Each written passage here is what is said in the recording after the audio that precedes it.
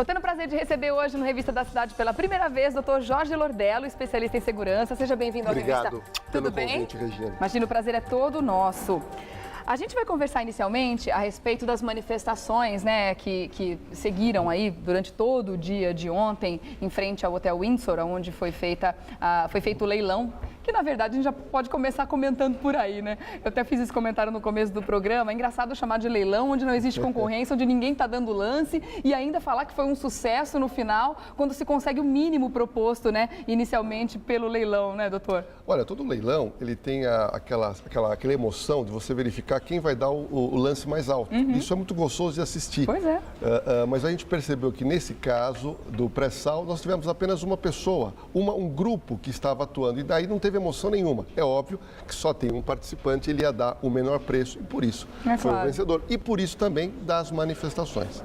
E as manifestações que na verdade, tomaram conta do dia, né? Elas começaram bem antes da data, do horário marcado para o leilão e, enfim, tomaram conta das ruas ali, das proximidades também, e sempre com aquele tempero de violência e de depredação que tem acontecido sequencialmente em todos os tipos de protesto, independente do assunto que está sendo manifestado e do tipo do grupo que começou todo esse protesto. Sempre tem infiltração do que a gente está conhecendo hoje como os famosos black blocs, né, que estão tomando uma proporção muito grande, estão presentes em todos os protestos, em todas as capitais, todas as cidades, né?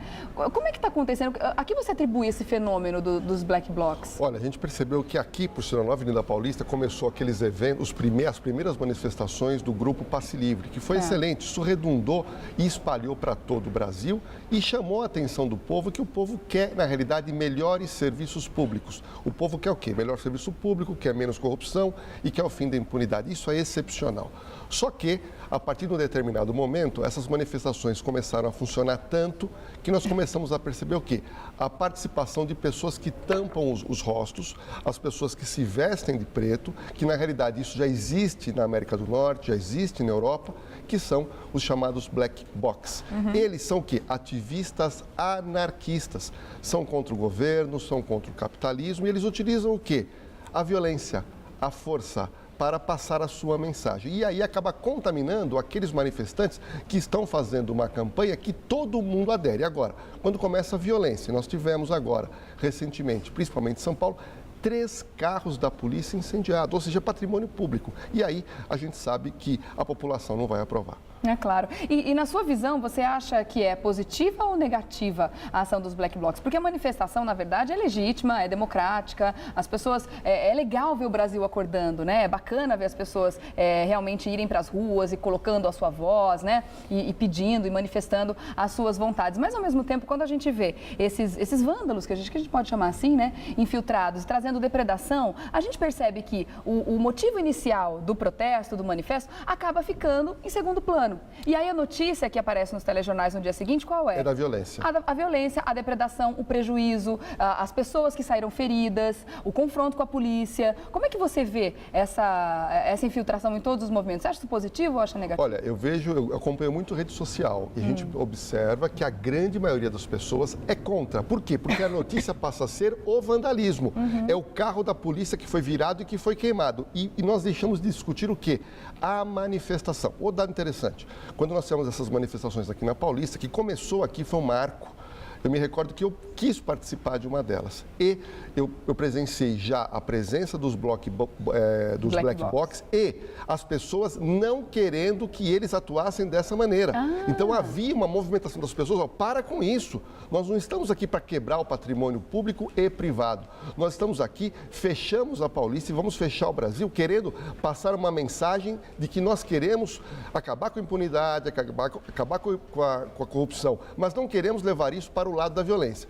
Mas, infelizmente, essas pessoas se infiltram e aí a notícia principal passa a ser a violência. Mas o pior de tudo isso, que eu acho que nós temos que discutir, e o Brasil fica revoltado, é com a questão da impunidade. A pessoa decide em quebrar o patrimônio privado, muitas pessoas deixam de abrir o seu comércio no dia seguinte, a polícia fica com o carro destruído, com fogo, e essas pessoas são responsabilizadas de uma maneira muito dócil pela legislação brasileira. Nós não temos ninguém preso. Tudo isso que foi ocasionado, não só em São Paulo, mas no Rio de Janeiro, no final das contas, todos respondem em liberdade. E, para mim, isso é o maior incentivo para a prática do crime, que é a certeza da impunidade. O que acontece com quem é preso pela segunda vez pelo mesmo crime? Vamos supor, a pessoa foi presa, foi detida, na verdade, né? Foi levada para a delegacia, passou a noite lá, dia seguinte foi liberada, chamou advogado, etc., abafou, ele vai responder em liberdade. Se ele volta para a rua para continuar o manifesto, no dia seguinte, no outro dia, e é preso novamente, o que acontece com essa pessoa? Sua pergunta é fantástica. Se ele quebrar um patrimônio privado, a pena é de 3 meses a 1 ano, que na realidade é uma prestação de serviço à comunidade. Tá. Se ele quebrar um patrimônio público, a pena é de 1 a 6 meses. A pena é muito pequena. Sabe o que acontece? Por que essa Ele diferença? paga fiança, e se ele for detido no próximo dia, no dia seguinte, fazendo a mesma coisa, ele também tem direito à fiança aumentada. Tá. Porque a lei brasileira diz o seguinte: enquanto essa pessoa não for considerada culpada com trânsito em julgado de sentença, ele não pode ter, ele tem direito a todos os benefícios. Então, o que é revoltante para a própria polícia é que você vai prendendo essas pessoas dia sim, dia não, dia sim, dia não. E a própria lei estabelece que ou ela vai responder em liberdade imediatamente ou ela vai pagar uma pequena fiança e ela imediatamente volta às ruas.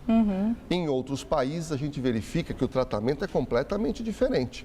As pessoas são detidas, elas fazem o quê? Elas respondem um processo detidas para gerar, Regiane, esse sentimento de punidade. E o que nós temos no Brasil é um sentimento contrário. É um sentimento em que eu vou quebrar, em que eu vou destruir um carro, em que eu vou parar, eventualmente, um metrô, quebrando a vidraça e não respondo por isso.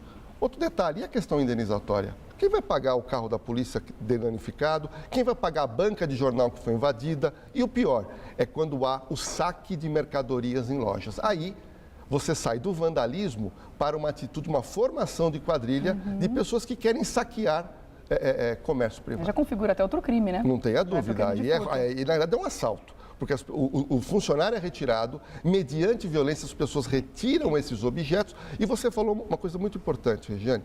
A notícia passa a ser a violência e não a manifestação pura. Que é legítima. Que é legítima e que todo brasileiro está se manifestando, ou nas ruas ou nas redes sociais, independentemente da idade. Agora, as redes sociais são muito claras, são contra esse tipo de atitude que a gente chama de ativismo anarquista, que na realidade a pessoa não quer discutir, ela quer quebrar, e se isso não tiver um controle, pode chegar a homicídios, que é o maior grau de violência, você matar uma pessoa. E não traz benefício a ninguém, né? E a gente percebe que nessas manifestações, principalmente essas onde vão ter uma visibilidade muito grande, né, em todo o país, como foi o caso ontem do pré-sal, estava todo mundo prestando atenção nesse assunto e eles estavam lá presentes. Eles vão armados como se fosse para uma guerra mesmo, né? Eles se armam de pedras, eles fazem aquelas bombas, coquetel molotov, e eu imagino que eles não estão muito preocupados com a consequência que isso pode trazer para a população. Tem até uma imagem que eu considerei uma imagem forte, uma mãe fugindo com um carrinho de bebê, correndo pela rua, tentando escapar daquela confusão ali. Quer dizer, quem está perto acaba entrando no bolo junto, que é muito preocupante também, né, doutor? Olha, essas pessoas se preparam, são pessoas organizadas, existem manuais que você acaba encontrando na internet para a fabricação do coquetel molotov, para você esconder algum tipo de armamento. Eu vou te dar um exemplo. Uma pedra arremessada contra um policial, arremessada contra uma pessoa, contra um civil, pode causar sérias lesões e até a morte. Outro detalhe, estão atacando a própria imprensa. Carros de veículos de comunicação sendo ateados fogo simplesmente porque está sendo feita uma cobertura e uma filmagem. Agora, defendemos sim qualquer tipo de manifestação e a Constituição prevalece. Agora, uma pessoa que tampa o rosto já é uma pessoa suspeita.